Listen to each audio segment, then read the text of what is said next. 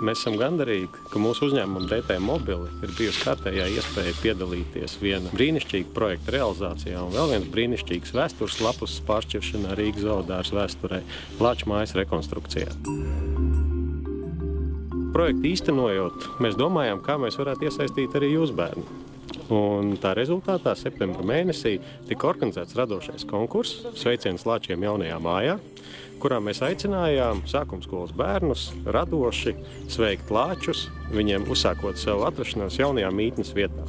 Mums bija ļoti liela atsaucība. Mēs saņēmām 150 darbus no sākumskolām no visas Latvijas.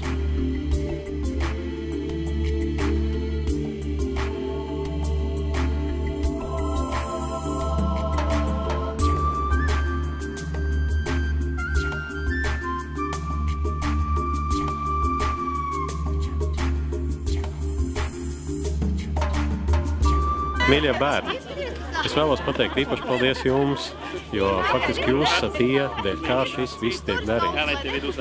Es ļoti ceru, ka jūs būsiet ļoti bieži viesi zooloģiskā dārzā. Un ne tikai tās 5 klasītes, kas šodien šeit būs tā, bet visi jūs 150 klasītes un jūsu draugi.